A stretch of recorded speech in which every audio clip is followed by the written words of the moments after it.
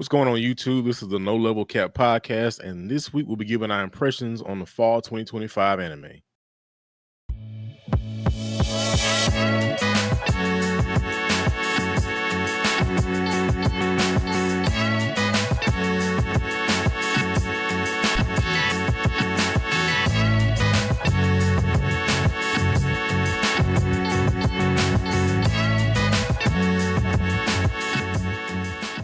Yo, what's good, people? Welcome back to the No Level Cap podcast with all your friendly neighborhood black nerds, where we cover all the anime, all the gaming, all the nerd culture, absolutely zero of the BS.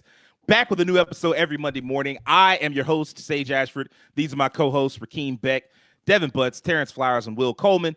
Like Devin said, we're talking about the fall anime so far, delving into everything we've seen. We're going to give y'all a fresh 10, let y'all know our thoughts on 10 of the new anime. I think there should be very little overlap. I haven't checked. Let's find out. Let's dive right into it. Will, what's your first show? My first show is we're gonna start with Yano-kun's Ordinary Days.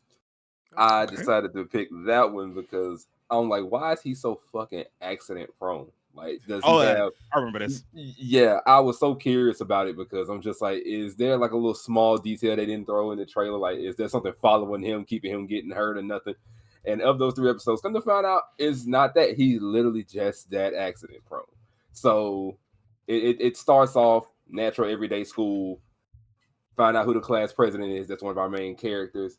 And he comes in late. The teacher says, I didn't expect you to come in late on the first day with an injury. And I'm just like, oh, so it's known that he gets hurt coming to school. So even the teachers them know. Nice to know. And he sits down and class president is like, man, I wonder what's causing him to get hurt so much. Let me follow him and just see. Come to find out, he literally is just simply flat out an accident prone dude. He went down to tie his shoes. There's like, oh, he tripped over nothing. He's tying his shoes. He gets up, hits his head on the tree branch, walks forward, hits a light pole outside on the street. Walks even further. It walks even further forward. Walks into like one of those flag signs. Hits him in the face. They even make point of it in the opening of the show, where at the end, as he's like not hurt, he's getting ready to go towards the class president to talk to her. A plastic bag hits him in the face, a baseball hits him square in the nose, and an eraser falls from like the 5th floor of the school and hits him on top of the head. And I'm just like, wow. That last one probably should have killed him. You would think, but somehow he's living it. And he's like, I'm just pretty tough, man. I live with it. I walk through it. It's fine. No harm, no foul. But somewhere along the line, he comes to school relatively uninjured. He has the eye patch with no injuries whatsoever. And class president seems to be like, oh my God, you're here without an injury? It surprises everybody. But then he takes a few days off. Come to find out, he was supposed to be got hit by a truck, but the truck missed him. But the truck crushed his phone, and he got a bunch of other bandages and stuff. He's in the hospital all of a sudden, but he didn't get hit by the truck. So it's really weird. But so far, it's a little charming. It's a little goofy because of all the stuff that happens to him. Like, everything just starts happening left and right to him. Like, when you see it happen, you be like, oh my God, he's going to make it through. All of a sudden, something stupid happens, and a painting might have hit him on the head randomly, because that did happen one episode. The painting just fell off a thing from like the top of the stairs and just center of his head. He starts bleeding from the top of his head. I'm like, wow. What character has this level of bad luck and there's nothing really following him that's like causing this shit to happen to him? It's just, he has a predisposition to getting himself hurt. Sound like Wile E. Coyote in anime form. Honestly, that's really what it Everything is. just keep going wrong for him. That's really what it feel like to me. He feel like everything just keep going wrong with him for no reason. And he said he don't like to hang around people like that because he don't want nobody to get hurt because of what happens to him. He like, no one should get hurt because you hanging around me. Because I know what's gonna happen to me. I don't want it to happen to y'all. So I'm just like, I get it. You're a nice, kind, caring person. But it just seems like the world got it out for you right now in your high school years for some reason. So yeah, other than that, fun. It's a nice little cute show. I like it so far. I'm gonna continue watching it just to see if his predisposition improves, because I want to know, does he get less injured or does he almost hit traumatic status somewhere along the line, even though that truck didn't hit him and he ended up in the hospital. So yeah, could have been, yeah, it could have been. He could have been isekai. All right. Okay. Truck-kun. Missed. Like, darn it. Terrence, what about you, man? What's your first show up? The first show is one that I was honestly surprised by how good the first episode was, and that's May I Ask for One Final Thing. That I did have a fun time with this one. yeah. That anime, did you watch all the episodes that are out now? I've not seen the third. Okay. Well, sorry if I'm stepping on your toes. That was one of your choices. It's not. I forgot to even include it. Okay, good. So this anime, the first episode, when we all watched the trailer and the reaction that we had to it, I mean, that's pretty much how the first episode goes, where it stars this character named Scarlet. She lives in this kingdom where, you know, they have noblemen, they have princes, and different families of different class levels and everything. She's a noblewoman, but her family, like, they're still of noble lineage, but they're on like the lower end of the totem pole, if I'm not mistaken. And so she's engaged to this prince, and the episode opens with the prince dumping her and getting a new, I don't know if he said that they would be fiance or they would just be his new girlfriend. I can't remember, but he gets a new significant other, a new engagement. A new engagement. And so you go into like the backstory of their whole relationship, and you see how pretty much the prince just treated her like trash from jump. Like, he's always been rude to her. He's always been threatening, and she's just had to put up with it to try and make sure that her family just remains in high standing, because if she went against him, then her family could suffer consequences as a result. And by the end of the episode, once we've seen like all the backstory, this pretty much the prince he's an absolute scumbag. You want her to punch him. And you also see like how she has learned like all these skills over the course of time, like how she's like the top of her class, other than the prince's brother, which he's a whole character into himself. He's pretty fun. But yeah, by the end of the episode, she has every reason. Like, she no longer needs to hold back. So she essentially goes out on the entire room, and in the midst of her doing that, people in the room who are like other like noblemen, they start revealing some secrets. Like, one of them talked about how like, oh, you know, if I give you some slaves, will you not punch me? And I will get into that. There's actually more that goes into that, and like, you think it's just kind of like a throwaway line, but no, that's an actually very important part of the series. And needless to say, she does not hold back. She ends up knocking out every single nobleman in the room, including her ex-fiance and his new significant other. Like, she knocks them all out, and it's a hilarious first episode.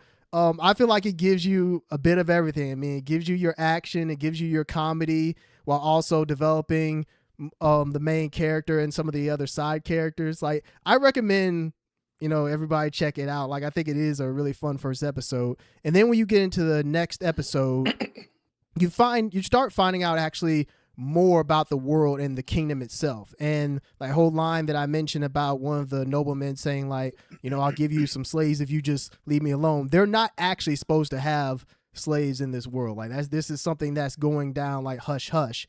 And in the second episode, you find out that they're actually trying to, like, the prince and her brother, they're trying to get deeper into the kingdom to try and like flush out the people at the top. Because essentially all this is going on because of, I believe he's the emperor. I think that's his official status, I think. No, prime minister. That's what it is, prime minister.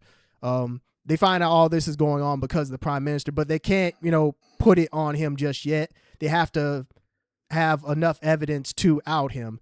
And so you actually have a lot of political intrigue going on with this show, where a lot of it is seeing how these poor villages are dealing with their circumstances, and how you have, of course, like the middle class, and then you have like the higher class, and of course they're taking advantage of the people at the bottom. You also have, in addition to humans, you have different creatures in the show. You have beastkin, they mentioned dragons at one point. They have a bunch of other mythical creatures in the show as well, and they're all like different races and whatnot. They have elves and everything. And supposedly the beastkin and those, they're the ones who are subject to like the slave trade. They're the ones that the noble men are like bringing others into it and everything. How the prime minister is also connected to it is that when he brings more noblemen into like buying slaves or whatnot, he also has that as blackmail over them. So they can't really go against him if he starts doing something that they feel like is a little out of pocket. It's like, hey, remember, you did this. So, as long as you're doing that, then you can't say anything against me. So essentially just the second and the third episode is more of them trying to get into the trade themselves so that they can expose it all to try and get rid of the prime minister. I'm very much simplifying it, but that's just a summary of what's going on. Along the way, you still have your action. Like, the main character, she's not a hothead, but like if somebody's clearly pissing her off, like she's really holding herself back to not punch them out. And there's she's kind of a hothead. She's like got this icy cold demeanor like on her face, but like her attitude is very hot-headed. Yeah. And I say she's not a hothead because she doesn't fly off at the handle, like not exactly. Like she retaliates when she needs to, but she still thinks like, you hear her internal monologues and everything and how, she tells herself, hey, all right, I'm a hold back. Cause I mean, she had all those years of holding back on her ex-fiance and his family. So, she has experience with that. But no, I think this series is really good. If anything that I said resonates with you at all, I recommend checking out. I would say at least check out the first episode and see if it's something that you vibe with at all, because it feels like it has a little bit of everything. It has your action, it has your comedy, even has romance that's thrown in there as well, because once she gets away from the prince, like she also has the prince's brother, she has another beastkin that she meets in I believe it's the second episode, because he's posed as a maid that tries to assassinate her. And you can tell just in the opening that there's other characters that she's going to meet as well. So it has like a villainess element to it as well, without it being a villainess anime, where the villainess anime has like the main female character and eventually like all the guys around her like fall in love with her in some kind of way. You can tell there are elements of that, but it's not the highlight or the main point of it, at least not right now. But yeah, after these 3 episodes, like I quite like the show. Like I feel like this is one of the stronger anime of the season. And yeah, I mean, I think it has all the elements to be a good show. It could, crap the bed later on, but we'll see how it goes. But yeah, I recommend it. Yeah, I did watch a couple episodes of this. I had a good time. You might need to Mike kind of wiggle your cord. Yeah. God damn it. There you go. Yeah. Yeah. I had a good time with that. May I ask for one final thing? It even has like a freeze frame, like you're probably wondering how I got into this type freeze frame. Yeah, I meant to mention that. Yeah, that's essentially the hook of the first episode. Right before old girl got knocked the fuck out. And it was wild because they did try, like you could tell that it's like intentionally subverting some of the villainess type shit.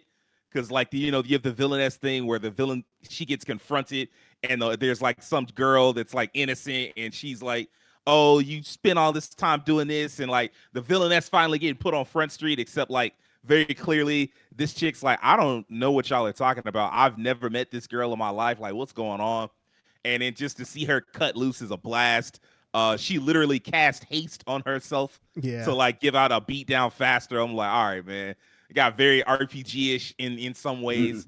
I have not seen the 3rd episode. Like I said, I do want to tap in and give that a shot just to see where things go. Because like Terrence said, they were trying to infiltrate like a slave cabal or whatever. And I like when I closed it, she had just basically beat the answer to like where the slave, like where they holding the slaves, bro. And she beat the answers out of somebody. And I was like, all right, I'm locked in. It's nice to have a fantasy anime that treats slavery as like a horrible thing instead of some of these shows that just like, oh yeah, it's just slavery. It's a different society. Like, bro, get the fuck out of here. My first one is Tojima Wants to Be a Kamen Rider. Man, I fucking love that show. It's got so much love for like classic 70s Showa era writer. It's the protagonist. He's like this young man. He starts out and he's like, he sees Kamen Rider as like the coolest shit ever. He wants to grow up to be a superhero. And so he trains his ass off and takes the training so seriously that there's a part where he's like in the middle of a forest squaring up with a giant tree and he didn't put like a Dragon Ball sized hole in the tree because he been training so hard.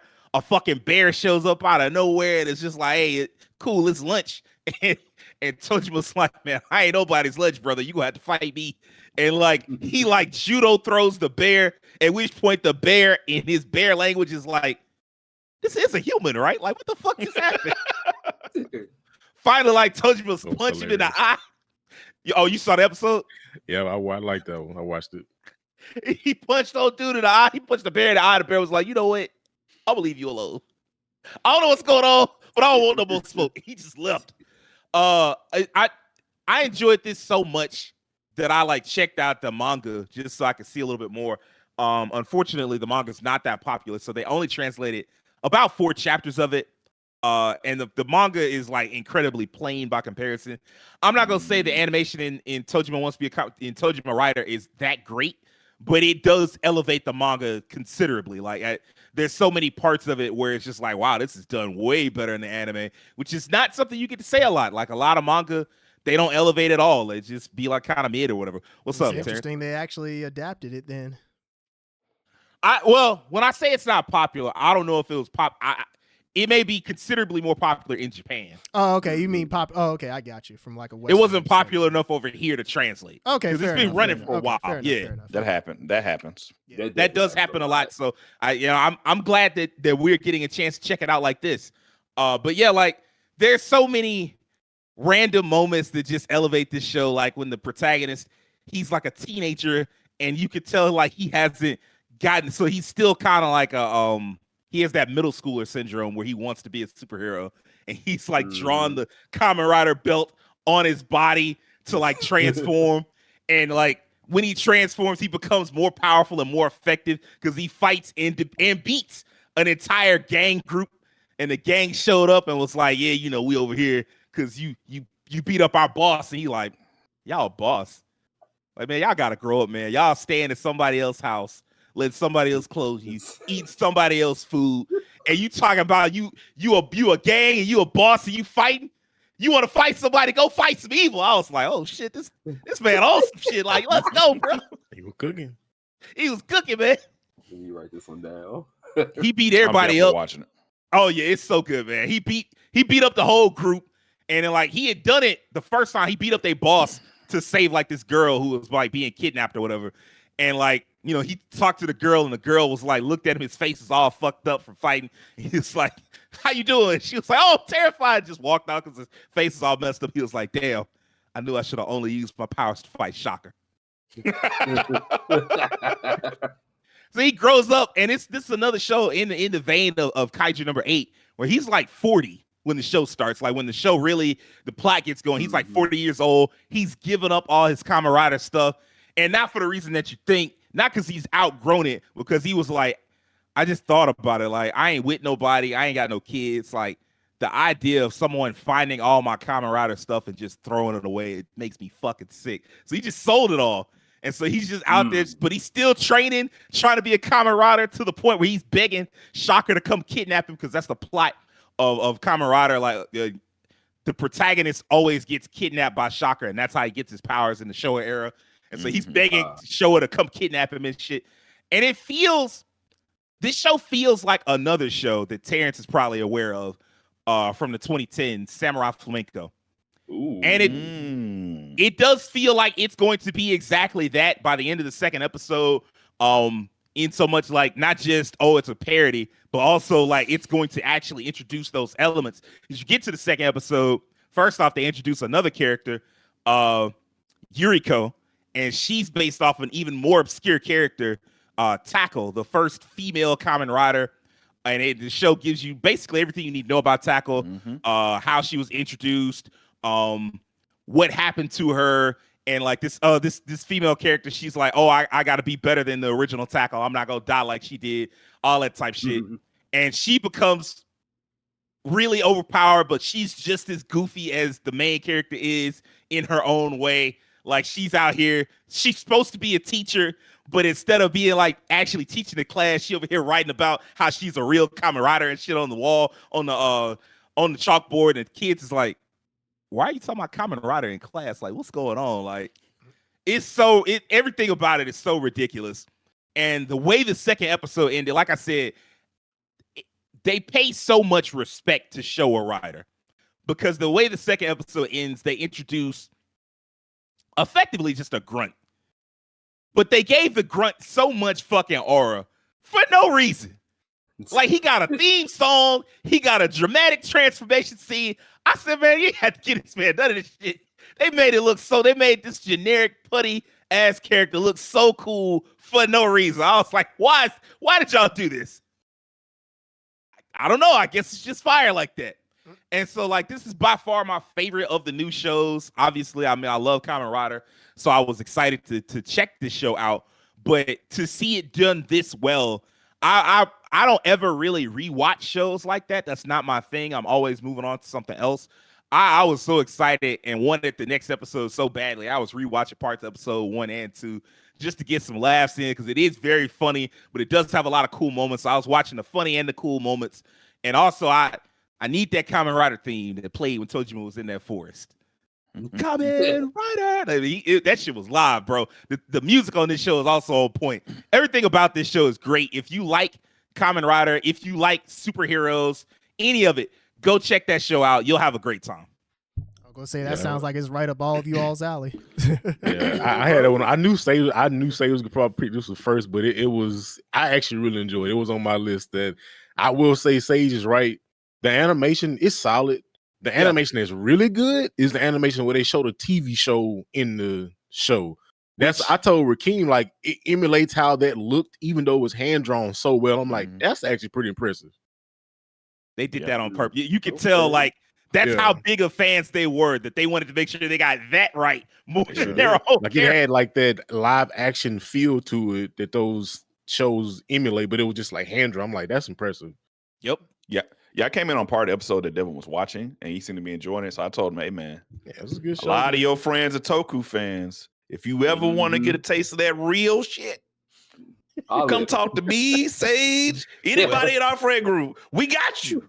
Well, it ain't going to look like this. I can tell you that. It ain't going to look like this, but we got you. Because this is considerably more comedy-driven, even though there are some cool, serious moments to it. This is way more comedy-driven. Like, there's so much more humor. Like, the main female rider, at one point, she's like, oh, I got to change clothes. But instead of just, like, ducking off somewhere to change clothes, she literally changed clothes in front of a whole crowd of people. She sure did. It was just like, I don't care. I got to go. I got to go save the world or whatever. And so, like, and I know where this is going. I can't wait to watch episode 3. I think it comes out. I think it just came out, like, a few minutes ago. So I can't. Like, after this podcast, I'm probably gonna duck off and watch Tojima Rider 3. I need to watch first 2 episodes in full. I saw part of, I think, the second episode you were watching yesterday, Devin. Yeah. So I'll definitely check it out. Father was showing her Kamen Rider. Also, the funniest shit ever was she found out that the other person playing Kamen Rider didn't have no suit, no nothing. All he had was just like a paper mask that he put over with, like, attached by some rubber. And she was like, what kind of fake rider is this? And, like, when she first saw him, her first reaction was just punch the shit out of him. Just, like, punched him into, like, another frame. Like, all right, man. Even though y'all got the same kind of enemies, she was like, no, but he a fake and I'm a real one. It's like, all right. Fantastic show. Rakeem, what's your first one? All right, so my first one's going to be My Status as an Assassin Far Exceeds the Heroes, which is an isekai anime. I gotta say, I really enjoyed it. It was probably my favorite of the ones I watched in completely, because it was better than I expected it to be. It starts off in this really cool not cut scene, but it's really cool scene where it's like this assassin outside of a building ready to hit a target. And in the background, you see the protagonist, and he's looking like, oh shit, we got the same target. Well, you know, when we join this life, you know what it is, it's how it be. And they're just getting this really cool fight off the bat, like in the first opening moments. And the protagonist then seems to, Mortal Kombat X-ray this dude. It was rough. So that was cool. Then it fast forwards to him in a classroom. So you find out that he was isekai'd. Him and his entire class were isekai'd into this realm. And the setup is really similar to, like, the Wrong Way to Use Healing Magic, where the classmates are summoned from another area into a kingdom, and then they assess their powers through a crystal ball. The change here is that the main character, his name is Akira Oda, and Oda is like, why do we just believe these people? They telling us this, like, why are we believing these people? And I'm like, dang, you the first person I know watched The Wild actually challenged that. He was right. Challenged a trope, and he was right. And so he goes, he learns how to use this concealed technique. He listens in on some conversations. You're like, yeah, they definitely up some fuck shit. I could kill the king right now, but he decides against it because he don't really know everything about this world yet. And it's probably a bad idea if you don't know what's going on to kill the king right outright. So yeah, as the show goes on, the class kind of assimilates into like, you got this one dude who's kind of seen as the hero, but the main character, he concealed himself from the test to show his stats off because he didn't want that information getting out there. I like this dude a lot because this dude assesses everything. He assesses the people around him. He assesses the situation he's in. He thinks through all the stuff he goes through. He's not like the typical protagonist who just kind of like, oh, whatever, I'll just figure it out. It's like, no, this dude thinks about everything. And so once they kind of establish like what their abilities are, what their classes are, they kind of create this, you have this one character who's part of the class, who's a class president, who becomes a hero. There's a scene where they go into a dungeon to kind of their first test as a group, and it goes pretty bad. Like at first it was like they thought they cleared it, and then they end up fighting this really strong monster in the end.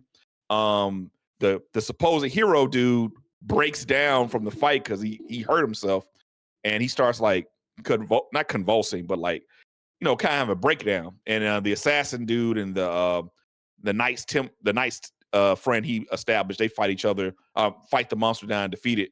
Didn't turn out to be there's a curse. This is like episode 2, I believe. One part of the show I also have to mention is that he forms this really strong relationship with this knight character. I do not remember the knight's name, but he was like a paladin. Saran, yes. And him and Saran, he's becomes kind of his mentor. He kind of trains him, and he's like the first person he kind of confides in and trusts in. And that goes left an episode after that. But it's important because Saran he's kind of the establishing force that, yes, what you heard was right. This king is on some fuck shit. We really want to get him up out of here, and I'm gonna need your help and all that. So they kind of form this bond to like get him up to snuff to eventually overthrow this king in the future. So right off the bat in the show, it's established that the person who summoned him to this world is the villain, which I thought was pretty cool. Very cool subversion. And then it's no spoilers, but due to certain events, in the next like episode 2, he has to leave the kingdom because he's been framed for something, and he ends up hiding in a dungeon. And in that dungeon, he finds another character who's an elf character. And a lot of it's kind of similar fantasy tropes from there. Like he saves the elf character, gives her water. But I just like the tone of the show. It doesn't feel goofy at all. There's not a lot of the very super creepy stuff that you see in a lot of isekai sexualized stuff. Like the protagonist is not like that at all. The tone is really serious. Animation looks good. The second episode, the elf was like, "You ain't touch me nowhere weird, did you?" Like, no, I ain't doing that. I ain't one of them. I ain't one of them. No harem elements yet, huh? Not yet. He's like, no. Isekai, it's always can happen. But so far, so good. Supposedly, the little research I did, they say there is no harem elements in this. So okay, I can feel it though. That makes sense because when you watch it, like this isn't that type of show. But yeah, overall, I just want to give the gist. Like this surprised me. I thought it is. It's kind of like a balance of like isekai tropes and like subverting some of the tropes. And I like the fact like one part of the episode, like when he was training in his arc, the conversation he had with the paladin gentleman about being an assassin, but he doesn't have to be a murderer. Like you have these skills, you don't have to solve all your problems by killing people. There's ways to get around that. I thought that was pretty profound and pretty interesting, and really interesting now that he's in the situation he's in now. I also do. There's also a surrounding cast of characters, which is his classmates, and those groups kind of got separated because there was this curse and some BS happened that I won't spoil. So you see it in the episode. But it does seem like that his classmates, a portion of them, are going to be his supporting cast in the future, which I'm looking forward to because they all have different abilities and specialties. Like he has a classmate who's a swordsman, and they had like a background where they both have little sisters that were classmates and friends, and they established that early on. You have the hero dude who does kind of seem to know what's going on because he got it from one of the other guys, so he knows what's going on as well as the protagonist. So overall, yeah, even though it's only 2 episodes, I was impressed. I thought this was pretty good, and I'm probably gonna keep watching this one. Yeah, this was probably gonna be my second one. I have backup, so it's okay, but this is probably gonna be my second one. I did like this one a lot. I'm with Keem. This is one of those cases where it's like, man, I wish that this show got a traditional title instead of this garbage naming pattern of. It doesn't feel like that's what the show is about. Right, not at all. Reluctant to watch it at first. I'm like, here we go. Now. My mom in the kitchen while we got transported to Kentucky while we were eating hamburgers. Like I was reluctant to watch it when I saw the title. I don't know what made me watch it, but I wound up checking. I think maybe for like an article, research for an article, and the first episode really threw me. I was like, wow, this is a lot better than I thought it would be. Way better.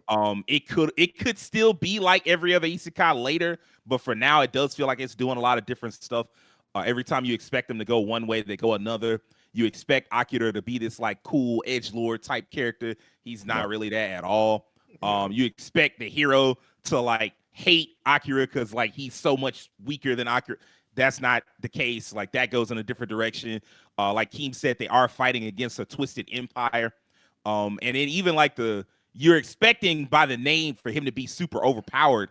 And, they may get to that, but right now you don't feel like he's overpowered. Like he's struggling. The first 2 fights he got in, he just barely survived. Oh, yeah. With help. And needed help both times. So the real question is, will this have the world building necessary to become a memorable series, and will it get the multiple seasons that a fantasy anime needs to really break out and become unique unto itself? Because where it stands now, like if it stops at 12 episodes, it'll be like, this is whatever. Yeah, that's true. But if it could get like a season 2 or a season 3, this could be a standout among like isekai anime in this era. So yeah, I remember in the second episode when he used the world eyes technique and they're like overwhelmed. I was like, that was your title right there, World Eyes. Like that would have been a great world eye tone if I had a World Eye. That'd been a great title. I would have chose that, but But yeah, this is a solid dark fantasy series. I'm sticking with this, and I'm definitely sticking with Tojima Rada, and then maybe one of the other ones I'm gonna bring up in a little bit. Devin, what's up, man?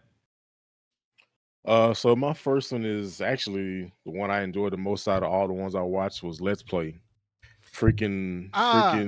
You know what? I'm glad somebody besides me watched that. I'm glad. No, I watched Let's Play episode 1. I liked it a lot. Okay, good. I'm glad. I haven't seen it. Okay, good. I freaking love this show so far. That's what's up. I mean, the premise was already interesting. Now I remember I was like, we checked this out during our little preview of the fall anime, and I was like, let me check this one out. And one fire intro. That intro is absolute. That man, I'm talking about. I went back and replay. I'm like, this intro is jamming. Even the outro is pretty solid. But yeah, this anime it's really interesting, especially because like us being gamers and like the landscape of like gaming now and like how everything's review scores and we do the fantasy critic with the draft and stuff like that. This is a really interesting anime. It's Sam Young. She's the protagonist. She's working for this company, like this tech company that her father's like the CEO of. But she also went to school for game design, and she just happened to make a game while she was in school. Ramanate, I believe, is what it's called. Ruminate. Yes, thank you. Ruminate, and she released the game, and it's doing well critically. It's like got a 8.1, and the score just keeps rising. I think it gets up to like an 8.5, and everybody's talking about it, and people are loving the game. And there's character comes in who's going to be her biggest op, but also I feel like there's some love interest here stuff too. So, this ViewTuber, this guy's big and popular. He does Let's Plays, and it's so funny because it's such a tie on to like modern day society. He's got the soundproofing wall behind him. He's like, all right, guys, today we're going to be playing this new game, blah, blah, blah, blah, blah. And he reviews the game. And what's also weird is like we talk about a lot of people how they say, oh man, gaming is dead. There's no good games to play. And they only play a limited amount of games. Even though he later on mentions he plays a varied amount of games. but he plays the game. He's playing the game wrong apparently, and he's just like, this game sucks. The developers should be, they should be ashamed of themselves for making such a trash game, and this, that, and the third. And this game is cheap as broken. And he just review bombs the game to the point to where her score goes to a 0.3 from like a 8.5. So much so that her account on that, I forgot, it's called like indie something. It's like any indie something. I forgot what the name something was. Engineer. Yeah, engineer, something along those lines. Engineer, something along those lines. A weird name. It's like Itch. Yeah, that's essentially what it's like. Itch. I mean, it's their version of Itch, Steam, whatever. Yeah, and her score is so low, her accounts get suspended. God. And she has to contact people like, hey, bro, look, this happened because this guy like gave an unfair review of my game. And that's how that works nowadays. He gave a bad review, and then everybody else just started review bombing just to because it wasn't him directly, but his fans just like, they just went in. Yeah, like, but he was a catalyst. Like his sure. Yeah, like I was gonna say like his reach, like how today like people if Castanet were to like give a game a bad score, it will probably follow like, this game. So people would just probably follow, like have a sheep-like mentality and probably hadn't even played the game or seen anything like an in-depth review of the game for themselves. So this is what happens with martial law is the which also this show has a lot of video game references. She has a dog named like Bowser. Yep, she has a dog named Bowser. Even the intro shows Link. Yes, Link. Yep. There's even like the intro where her like they show like everybody's stats like a video game, and her stats are in like a Street Fighter 2 old school style like text. This show is awesome. I'm loving it so far. One thing I actually really like about it though, which I saw in the intro and I was kind of confused. I'm like, what are these things? Like, so if you watch the intro from the first time before watching, you'll see like these entities behind people, and you're like, this is gonna have some supernatural stuff to it. But I think what they're doing is some along the lines of Demon Slayer, where like we saw the effects and all that stuff's not there. It's just for visual effect. Yeah. So there's these like, I think at least from what I'm seeing so far, there's like these manifestations that we see that people like, they're things that we all deal with. So like in the intro behind her is like a confrontation, confidence, martial law, his depression. So it's like these creatures that have like no faces, but they have like the word on their face. It just shows what they go through. And it's like, that's very akin to real life. Like we all go through things. Like I'm pretty sure that most people that watch this show, they will see those things like as in some form, you probably dealt with those things at some point. And just showing like how there are points in the anime where you can like get past those things. Like with her, for instance, there's a guy that's like over her direct boss, not her father, which her father's hilarious also. But the guy that's like directly over her, he has an encounter with her. And he's kind of like one of those straight narrow guys. He's like real like stoic. He's like, no nonsense. And she's talking to him, and that thing shows up behind her and it says confrontation. And she's kind of like drawn, like, stepping back. She's not trying to confront what he's talking about. And then she just and she sees in her head what she wants to do. And then she comes back to reality. But then she actually musters up the actual courage to confront this situation. And so that's kind of cool to see like this person in real time, like, having like fighting between that struggle of like, this thing I struggle with, I need to do better with it, but she actually does. And then sometimes when she folds on certain things, like when she goes to confront martial law about his review after he becomes her neighbor, like your biggest op becomes your neighbor, like, bro, what? Like, let's fight right now. This show, and then you kind of find out martial law, he might not be as bad as you may think. Like he's the villain per se right now, but he's not as bad as you think. He just kind of gave an uninformed opinion about a game. Right. But the show is really good. I like the animation, the visuals are really nice. That intro is outstanding. I like where the show is going. It's like I said, this for a gamer. It's really like a lot of play on games and stuff like that. So I think this is my most. This is my favorite thing that I watched so far. It's really good. It's really good. There's really not no like action like that per se, but it's just like, comedy, slice of life. I'm loving this show, man. Let's Play is freaking awesome. I'm glad you like that, man. That was on my list. Yeah, I'm glad you like that. Was awesome, I'm gonna watch that today. Yeah, I went and checked out the first episode also for research and shit, and I was shocked at how funny I found it. I had to go do some research. I was like, hold on, who made this? And then you find out it's like a webtoon, like an Americanized, which is still kind of rare. Like you get an American idea just brought and made it to an anime, and I was happy about it. what made me like go like, okay, who made this was when I saw the black character. I was like, huh, that's a really well done black character, like design wise. What's the history behind this? And then of course it's like American. I was like, oh man. Because a lot of times you want it like it's toss up with black characters in anime. Sometimes they look great. Sometimes they got the lips and all that shit. I'm like, all right. To give you further encouragement to keep going, in episode 3, the guild master is a black man, like, and a very well designed black man. So like, yeah, you should definitely. I mean, you see him in the intro, so it's not like some spoiler or anything. But yeah, it's. I definitely highly recommend watching this one. I quite enjoyed it myself. The fact it's based on a webtoon, which was nominated for an Eisner for best webcomic in 2019. So yeah, it was supposedly like really popular. It concluded. I forgot what year it concluded. Maybe like a couple of years ago. 2022, I think. Was what okay, so it had like a 6-7 year run. Yeah. That's still really nice. Yeah, very nice. Yeah, So the fact that because I remember when we watched the trailer during our fall preview. Yeah, our fall preview, and I was like, I didn't at that time didn't know it was a webtoon, and when you I didn't either. It's just webtoons have like this look to them. Even when they animate them, they still art wise look webtoon-esque. Like this looks somewhat similar to not God of High School, but what's the other one? What's the other god? Oh, Tower of God. Tower of God. That's what it is. Tower of God. It has like somewhat of the same look to it, at least in my opinion. But it's just really cool that this turned out the way that it did. I'm looking forward to more of it. Oh yeah. Okay. All right. Will, what's your second one? All right, so my second show I chose to watch was Ninja versus Gokudo. I didn't see that. I chose that one because I was just very curious about how they played this out. So like in the first episode, they like kind of go over like the history of like Ninja and I'm gonna say Yakuza from here on out because that's practically what they are. So like Ninja and Yakuza have like this long story, like history, like bitter rivalry to each other because the Yakuza are doing their thing, but the Ninja are like always kind of there at every turn to stop them.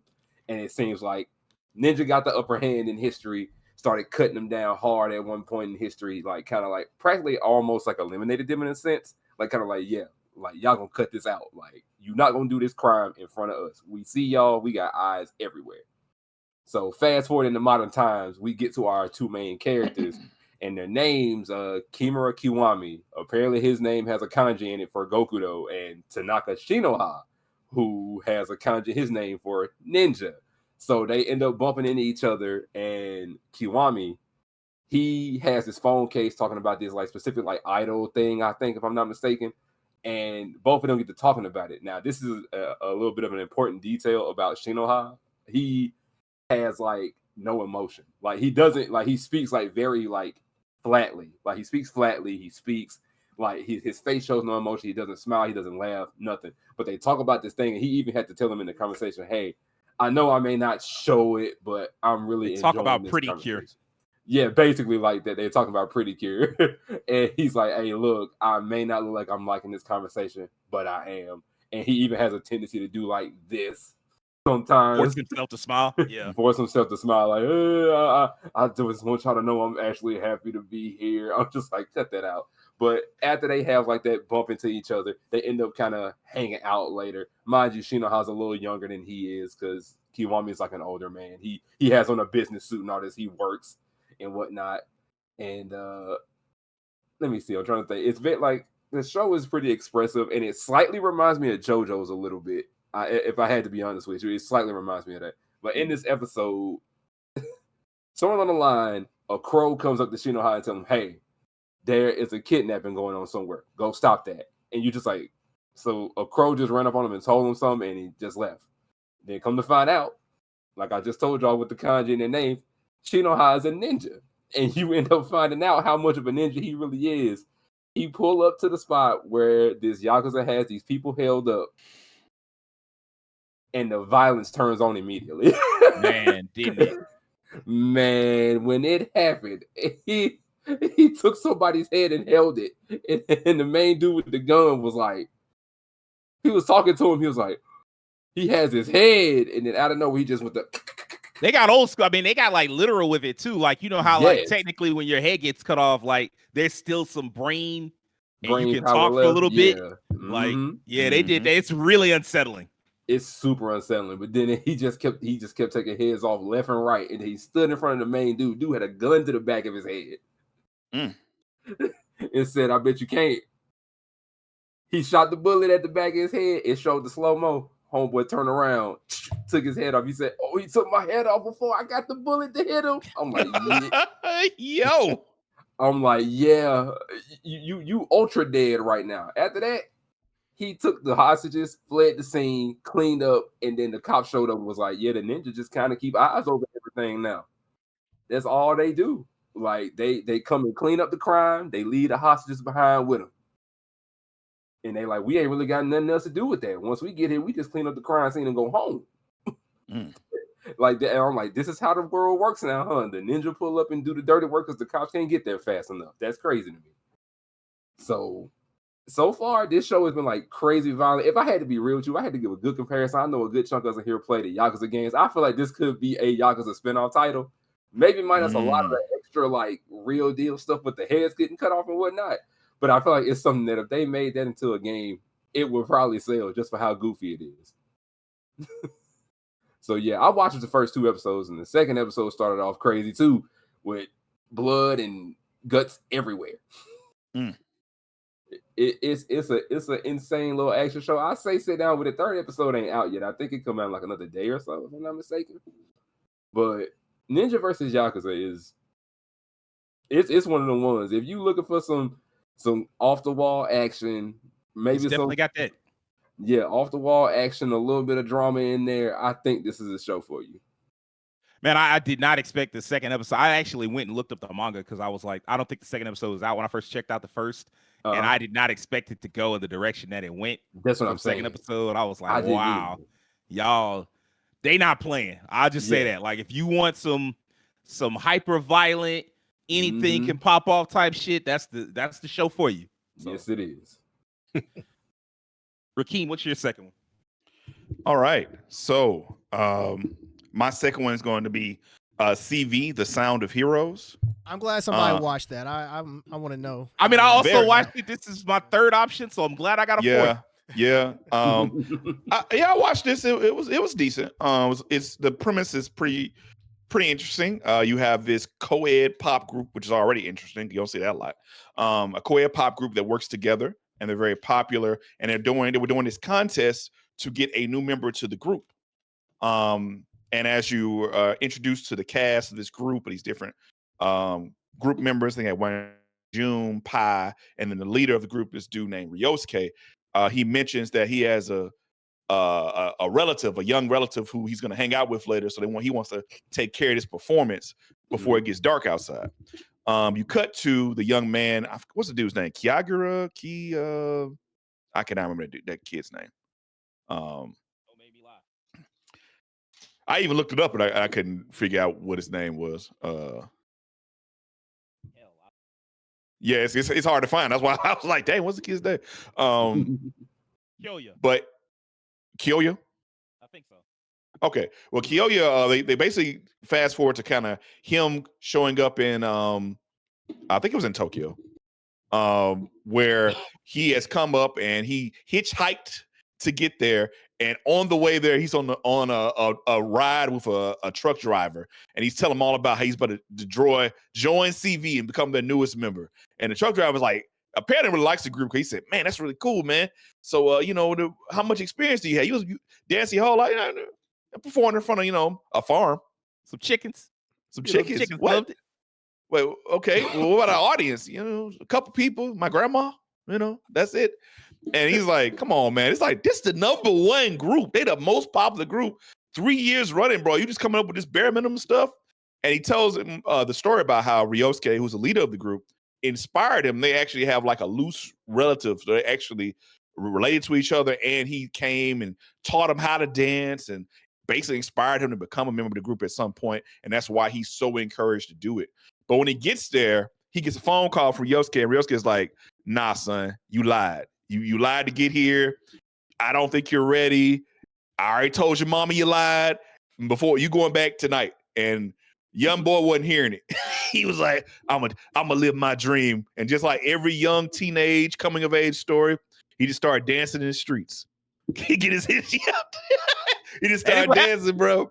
This is a very, very musical, dance, artsy film, which the subject matter makes sense.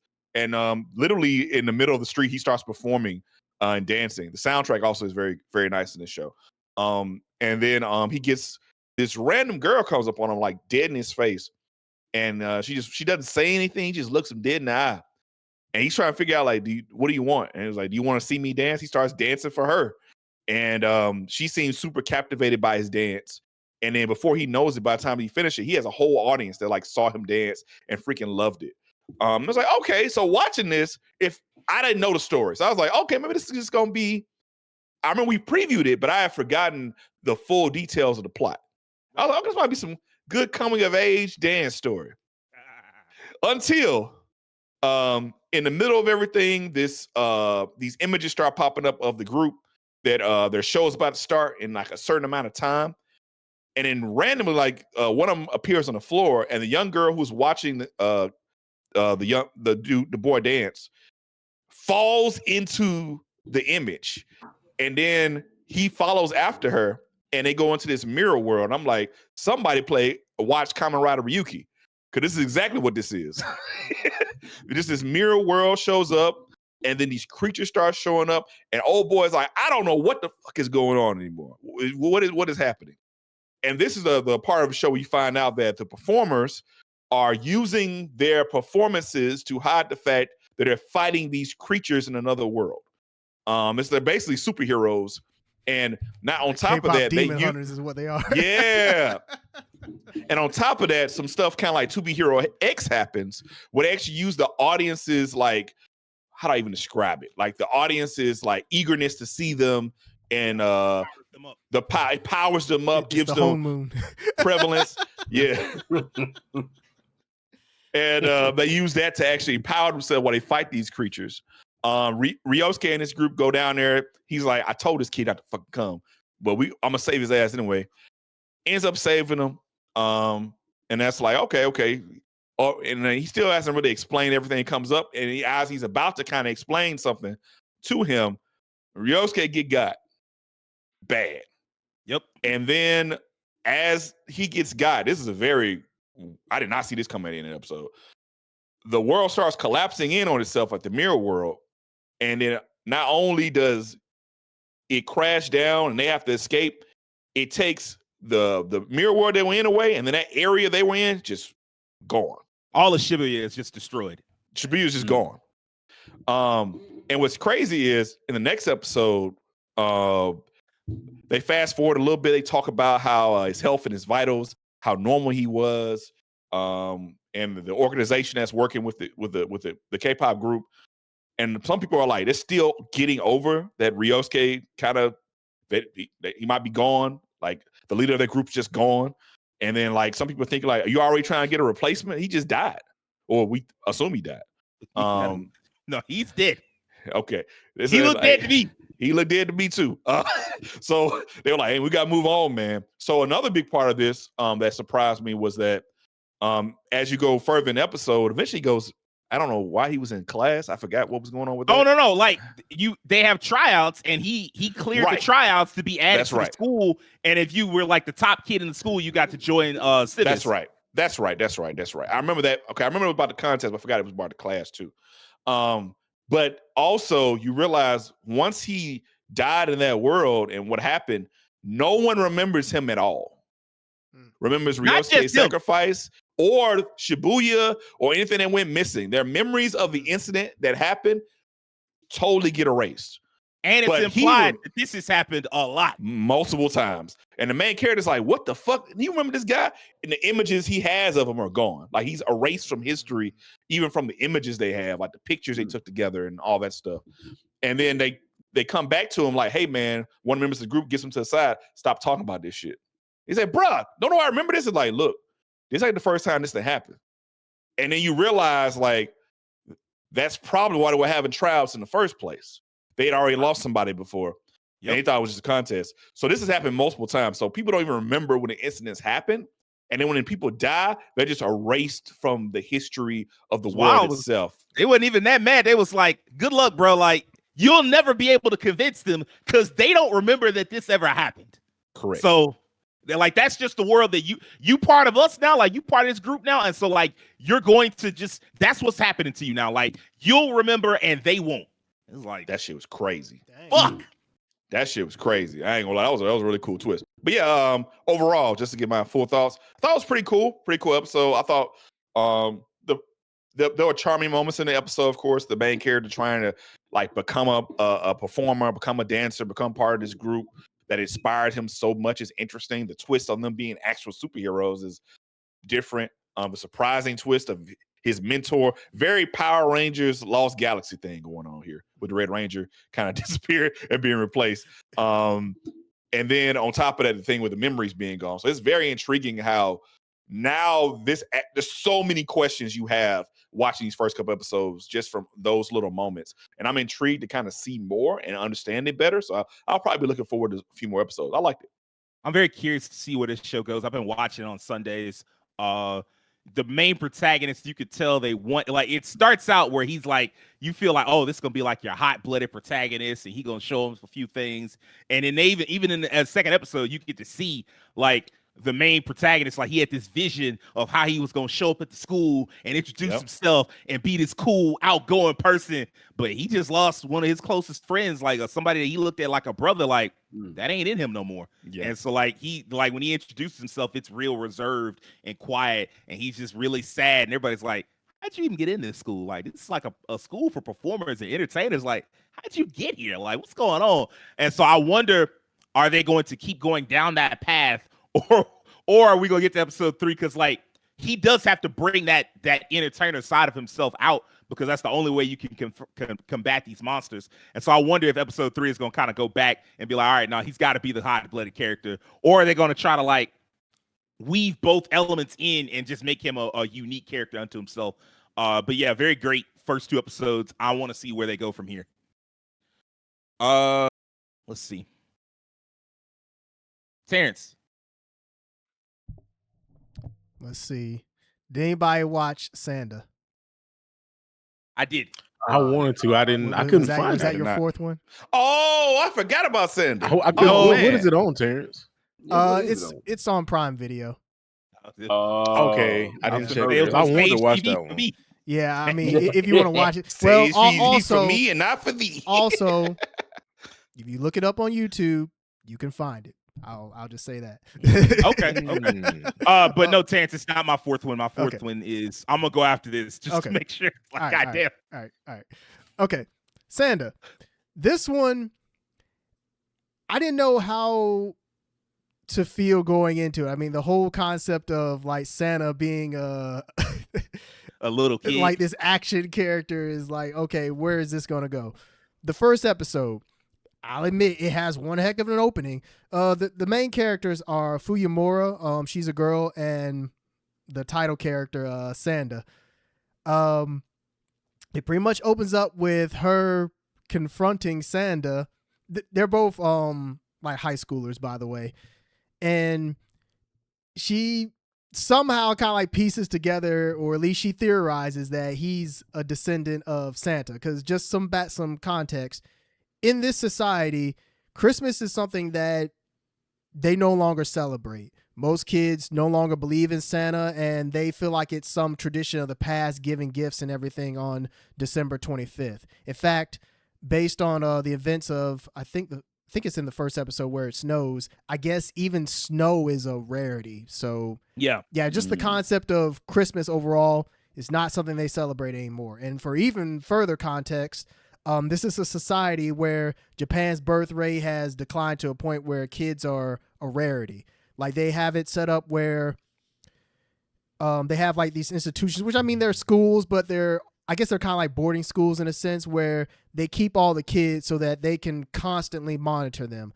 Like, there's way more adults in this world than there are kids. And so they kind of treat kids as like a precious resource in a sense. They do whatever it takes to keep them young. In fact, one of the characters that shows up in one of the later episodes, he's like some 90-year-old guy, but he has like wrinkled hands. It's like the only thing that lets you know that he's old. His face, he's had so much plastic surgery to the point where his face actually does not move. Like he can't properly emote. Like he does like he takes like his cane and will like hold up his face to show that he's like frowning or making some other kind of expression. Just his face is so like pulled back that he can't even emote. But yeah, getting back to the first episode, Fuyamura, she theorizes that Sanda is a descendant of Santa Claus, and he's like pretending that he doesn't know what she's talking about, and she actually like ends up stabbing him. I know the way I'm explaining it sounds wild. It's something you have to kind of see for yourself, but she ends up stabbing him, and it turns out he actually is a descendant of Santa Claus. And whenever he's like coated in red, whether he like wears something red or something like red is splashed on him, anything like that, he'll turn into his adult Santa form. And so she's trying to she tries to turn him into Santa or find out if or like confirm that he is a descendant of Santa, because she knows that Santa in the past fulfilled children's wishes. And something else that's going on is that her friend disappeared. They recently declared her as dead. In later episodes, you find out that she's just missing. Like she's not officially dead, even though they're trying to like, it's something that they're trying to cover up, but we don't know what, but they're trying to cover it up. And so she wants Santa's help finding her friend. And so the two of them, you know, they go through the shenanigans of the first episode. Like it's a lot of it is them figuring out like what kind of powers he has. So they find out that Santa is fireproof, I guess, because if he goes down the chimney, I guess he has to stand the fire from that. They find out in episode 2 that he can grow skis from his feet to just be able to I don't know, it's wacky, man. It's very wacky, and in its own way it all kind of works. I will admit, with the first episode I wasn't quite sure how to feel. I felt like it being done by Science Soru, they're the animation studio doing this, which shout outs to them. They're like, I was just about to ask the anime. Yeah, they're becoming like one of the standouts in animation right now. Like they're kind of like up there with Mappa and some of the other studios that are doing like really big things. Yeah, anytime they're involved in adaptation, you know that it's going to be good. And that's one thing about this is the art, it is really distinct. Like the characters that have like very harsh lines, Fuyamura, the girl, she's not drawn as like a traditional like anime style girl. She's like really tall. They say she's like 5'10" in one of the episodes. She has like this very lanky, like almost hunched over look to build. her. Yeah. Yeah, like she doesn't look like a traditional anime girl, I put it that way, which kind of makes her stand out in that sense. This is from I think the dude or the person that did Beastars. Oh, oh, really? I think this is where the adaptation came from. Okay. Interesting. It's funny. We're in an anime season where they have another anime that kind of looks somewhat like Beastars, where it's like I forget what it is. It's like the furry anime. Yeah. Where it's the wolf and the human female character. We'll see how that goes. But yeah, over the course of the 3 episodes that are out right now, you find out that there's some kind of shadiness going on in the background because Fuyamura, her friend that's missing, it's obvious they're trying to cover it up. The 3rd episode ends with the guy that I mentioned that they run into, the one who has had all the plastic surgery. He's like the head of the school, and he finds out about Santa being in the school, and he's trying to capture him. And so, yeah, they're just trying to make it where they're trying to eliminate Santa because they don't want what he represents to come back, like giving the kids hope and everything. They just pretty much just want to rule over the kids. I was reading on the Wikipedia entry that I guess as you get further into the series, you find out that, well, this isn't like a spoiler, but I guess as they describe in this world that the kids are like have like arranged marriages and everything because the birth rates are so low. Like they're pretty much dictating all aspects of the kid's life to try and ensure that Japan's birth rate at least comes up a little bit. So yeah, there's a lot going on in that regard. I mean, it kind of goes back to what we talked about last week. I mean, anime is very much political. There's a lot of political stuff going on here with Japan's birth rates. But yeah, I quite enjoyed it. As the episodes went on, I started enjoying it more and more. So if anything that I said sounds interesting, I'd say check it out. It's very wacky, but wacky in an interesting way. And I mean that in terms of you're watching, you'll be like, I don't know how I feel about this, but I want to see more.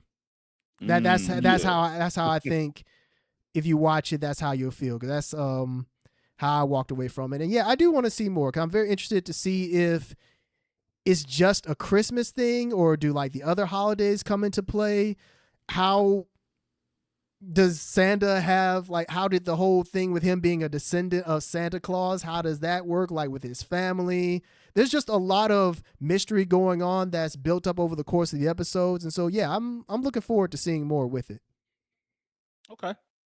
I watched the first episode. It was interesting, but it was one of those where I was like, not enough for me to keep going. Yeah, the first episode is like that, because I'll admit, at the end of the first episode, I was like, I don't know how to feel about this. Okay, I'm glad I wasn't alone. Yeah. Okay. So my second one is Digimon Beatbreak. I was thinking somebody watched that. I had to tap into Digimon. I was, a big Digimon fan growing up, of course. And, it's always interesting when they bring it back. It comes back somewhat frequently. Like I think we had Digimon Cross Wars when we were all in college. Yep. And then Digimon Ghost Game came out. Well, no. Digimon Adventure, the remake, came out like maybe 5 years ago. And then Digimon Ghost Game came out like 3 years ago. So it's no shortage of Digimon anime. Yeah. So but Beatbreak is cool to come back, because I know the big complaint with Ghost Game, from what I understand, was that there was never like an ongoing plot. It was just a series of just kid-friendly horror storylines, like episodic kid-friendly horror. That's all Ghost Game ever was. It never really built to anything, and they got rid of that. They threw out any possibility of that happening in the first episode of Beatbreak. They introduced you, they put you into this unique world. It's interesting. Digimon always has like interesting reflections of what technology is doing to society. This time it's introduced something called the Sapotama. It's like a little tiny egg, like a digital egg or whatever, that can read everything. And it basically, it feels like commentary a little bit on AI and what AI is probably going to do to us, in that it basically thinks for them. It tells them like, okay, you need to eat this. You need to wake up at this time. This is what emotion you're having right now. This is what you need. Like it does everything. It pays for things. It's just like the do-it-all thing.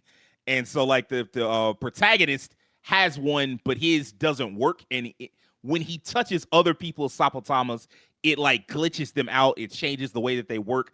And so like you find out later on, that's because he's just a unique type of person that's capable of generating a Digimon. And so he generates this Digimon called Gekomon, which is very reminiscent of if y'all watched it, Digimon Tamers, it's reminiscent of Gilmon a little bit in the way that he acts. He's very like playful, very like childlike in his demeanor and whatnot. He just, like when he first shows up, he's like, I just want some of your E-Pulse, which is like the signature you send out to like the Sapotama to make it run. And his is obviously like differently made, differently built. And you also find out Digimon in this world aren't always a good thing. Digimon sometimes come and hunt you down for your E-Pulse. And if they eat enough of it, basically it freezes you solid. And it basically makes you kind of brain dead. Like not quite brain dead, but basically like you're physically unresponsive. Like you just, there's nothing there. It's like a shell. And so like the main character, Tenma, he comes in contact with somebody else's Sapotama, and it effectively, it's like giving off a different kind of scent. It changes the scent of the Sapotama. And so that girl the person he came in contact with, her shit gets hunted down. She gets hunted down by these Digimon who basically turn her into a Digi-Popsicle. as it were. And like it falls to Tenma to try to rescue her, or he's like trying to he's like, what happened? I want to know what happened. Like this feels like it's my fault. And so he tries to look into it and winds up getting hunted down by some Digimon himself. He gets saved by Gekomon, but in the process of being saved, his brother tries to help him out because he's like outnumbered. He doesn't know what he's doing. Gekomon can only do so much because he's new. And so like his brother tries to help only for him to get turned into a digital popsicle as well. That's all in the first episode. Obviously, you're given the idea that maybe Tenma can save him. They don't know how yet. And so like there's a lot going on there. I had a good time with the first episode. I checked out the second. The second episode felt very much like a standard rookie hazing type of thing. Like he's getting used to being a part of a new, like he's there for, by the end of the first episode, he's introduced. Well, by the start wiggle your cord again. Yeah. I think when you touch the mic, yeah. How is it? Yeah, you good. Yeah. Okay, good. cool. By the start of the second episode, he's introduced to this group that's known for hunting down rogue Digimon called the Glowing Dawn. And like the Glowing Dawn bring him in, like, because his brother, like, when he initially was like, is this my fault? Like, that girl got turned into a popsicle. Like, is that my fault? He's like, his brother's like, no, but also sit your ass down and stay here. I got some people I'm gonna get in touch with. I can help you out. It's gonna be all good. And so his brother goes out and gets the help. And the help is the Glowing Dawn, who hunt down rogue Digimon, but like they got there a little too late to help with his brother. But they did get in time to help Tenma, and they invite him into the group, and they're like, hey, man, this is your life now. You're part of us. And Tenma's like, I don't want to join y'all. Like, I don't know what's going on. Like, my brother, he a popsicle. Like, this shit trash. Like, I just want to go back to my regular life, which is fair. But then he finds out immediately that, like, the government is very aware of what's going on with the Digimon. It's very aware of what's going on with, like, the digital popsicle thing. And, you know, like, if you have that unique kind of digital signature, you need to be with a group. Like, you need to be a part of some kind of group, or they finna send people after you. So the second episode, it introduces like a Team Rocket-esque group, the Kinoko gang. They all have like mushrooms. They mushroom Digimon. Their outfits are mushroom. Their haircuts, they look like dicks. But I mean, you know, I don't think that was intentional. But I mean, when you got the mushroom head, I mean, you just look like a dick. And so the Kinoko gang, they hunt him down, and they're like, hey, man, you didn't report in, so you on, like, you're wanted. You and Gekomon are wanted. And so the only thing that saves him is, like, Glowing Dawn showing up, and they get rid of the Kinoko gang, and they're like, hey, man, like we said, you with us now. That's the only way it's going to be. You want to save your brother? You want these people to stop? You want the bounty hunters to stop hunting you? You with us now. And so, like, he's just trying to adjust to that and that lifestyle. And, I mean, I'm enjoying myself. There's clearly a lot more going on behind the scenes, and I am hoping that this is the big comeback, because every season there's always something wrong with Digimon. Like for the last half decade or so, like they had Digimon app monsters at one point, and that barely felt like Digimon at all. It didn't feel like they were utilizing Digimon correctly. They didn't even have any familiar Digimon in that show. Then with Digimon Adventure, the remake, they was making too many changes people didn't like. It felt like it was too centered on Tai and Agumon. That was a big problem people had. Then, like I said, with Ghost Game, it was all too episodic or whatever. And so finally, it feels like we're checking off all the boxes that we need to check off. And maybe we can get a good, solid Digimon that can be like a foothold to get this franchise back where it needs to be. Great timing with Digimon. What is it? Time Stranger? Yeah. With Digimon Time Stranger up, seems like we're in a good position to get this franchise back on the road. I hope. I'm gonna check out. Is episode 3 out? I think it's just 2, because I watched. I think it's just 2, I believe. Yeah, episode 3 comes out in 9 hours, so much later tonight. I'll check that out tomorrow. I am having a blast. I'm having a good time with this. It's not one of my favorites, but it is top 5, so it's doing pretty good so far. I am curious to see what when Black Myth Wumon showed up. Black Myth Wumon. Yeah, that was legit a Digimon. That was just Black Myth Wumon showed up. They did have some interesting new looking Digimon, so I'll give them that too. And you know, like because the Glowing Dawn, they have their own little cool, because like there's one ace monster in the Glowing Dawn. Where were your core, Sage? Not again. Wiggle, wiggle, wiggle. This is gonna become a recurring part of the show. Oh Wiggle, my wiggle, God. wiggle. We in a bad spot. I'm gonna pass it off to Devin. We'll let you go. Give us the 10th show, bro. All right. Pretty much all my other ones. I figured there'd be a good bit of overlap. Because I did watch Digimon. I enjoyed that. I don't think this was on like the website, but it technically counts. I think Kim has watched a bit of it. I watched 2 episodes of Splinter Cell. Was it Black. Okay. Deathwatch? Yeah. Pretty good. I mean, it's just like your typical kind of run of the mill anime. If you like Splinter Cell, this is a show for you. I mean, heck, if you just like Black Ops style shows in general. I mean, a person that just doesn't even watch anime, that just watches this type of footage like on TV or media on TV, they like this show. It's serious, it's dark, which that's what Splinter Cell was. Espionage, stealth. It takes place when you first notice, like the first person you see that they show is like, okay, that's obviously not Sam Fisher. You can even tell like it's a woman in the black suit.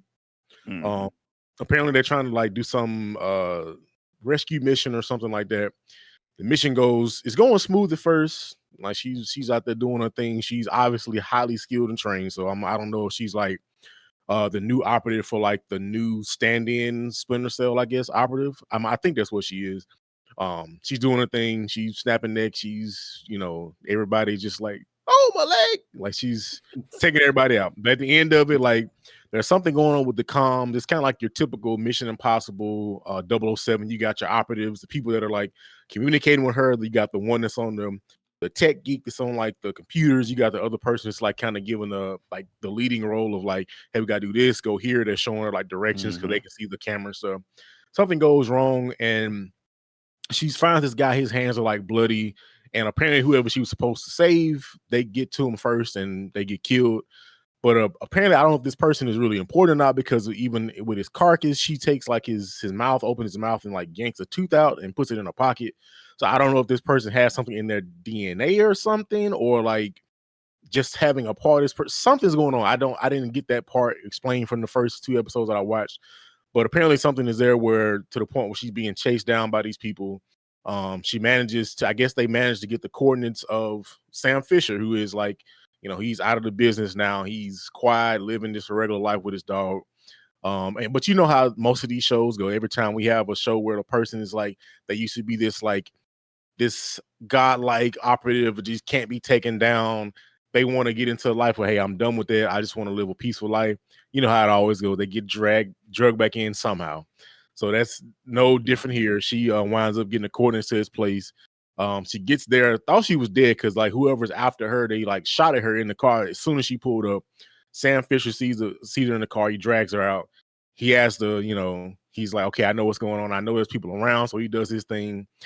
Basically just at this point now, he's kind of drugged back into this because whatever she has from that guy with his teeth, like she's being chased, so now he's gotten caught into it. But he's also like kind of trying to, I guess, help her because I think he knows like she's the second runner-up or whatever for like being like the Splinter Cell operative. So he's kind of like helping her. He nursed her back to health. She apparently wasn't dead. Nursed her back to health. So now they're kind of like on the run together. There's this, I forgot this guy's name. He's like the leader of some group that were chasing them. I think he gets like, I want to say he gets killed off or injured very badly in the second episode. They're chasing them. But like I said, it's just your very typical, like, we're after Sam Fisher. We got to get, there's a lot of lines in this show where they're like, how are we getting full by this old man? I'm like, it's Sam Fisher. Just because he's like 50 or 60 doesn't mean he forgot everything that he learned. Like, I love when shows be like, how are we getting full by this old man? Because he's Sam Fisher. That's why. Like, he can just forget how to be Sam Fisher. Like, he's still in good shape. Yes, he has a Santa Claus beard, but he's still Sam Fisher. There was this dude kept making, how can you not get this old man? Do you know who you're chasing? Like, so that was funny. There was a lot of the, like, people talking about like this old man keeps foiling our plans. Well, duh. Like, but yes, it's pretty well animated. Like I said, you know what to expect here. If you're a Splinter Cell fan, you will definitely love this. I didn't really play the games too much, but I mean, it's for what it is. I think it's pretty solid from what I've seen so far. I think it's like 8 episodes out right now, so I've only gotten to 2, so it's pretty solid. Okay. Yeah, I saw the first episode of this one. One thing I thought was interesting, I think I mentioned it to Sage, was that once her comms go out, if you notice in that first episode, there's barely any dialogue. Like it's a lot of everything, like her finding the operative that they were looking for, and he's dead already. She has an emotional breakdown. Like she clearly knew this person was very almost one like, were y'all romantically involved? Like she was incredibly close to this person, That's what I clearly, was thinking. because she had a straight up like breakdown before she got his tooth out or whatever. It felt like Sam just, although he's definitely related to like the Echelon organization, because that was his organization. I think it should be fourth Echelon, because third Echelon betrayed him a long time ago in some of the games and all that. But it seemed like he just met her by chance. Yeah. And the reason She just showed up. the reason this old man's getting him is because they don't know that he's an operative. I think they just think he was an old man. They were looking for her, and he saved her. And they're like, "How is old man, this random old man in the field, grabbing, taking out my agents?"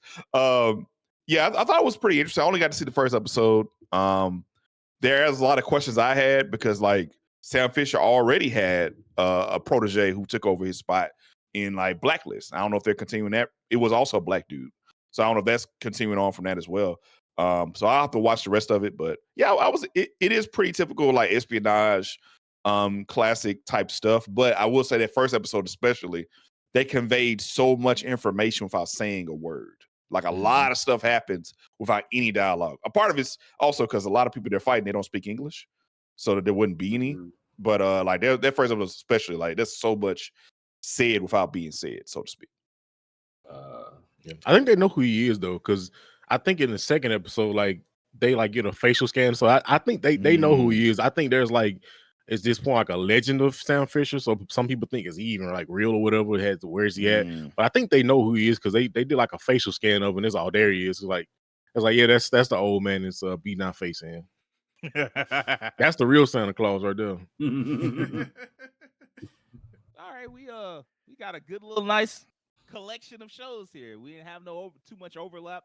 I think that's a nice little way for people to get into anime this season. Like if you hadn't heard, if one of these should grab you, one of these 10 shows should be like, hey man, your cord, Sage. Your cord is selling you, bro. Anytime you touch the mic, that it just happens. Hey, like I want to let him rock, but it's like people ain't gonna be able to hear. Wiggle, wiggle, wiggle. Jesus. Okay. Look, whatever I was talking about, fuck it. Let's go wrap this week up. If you knew this episode, liked it, I need you to hit the like button, subscribe, tell your friends about us, do me a personal favor. Have an excellent week. Peace out. Watch anime. Yeah. Yeah.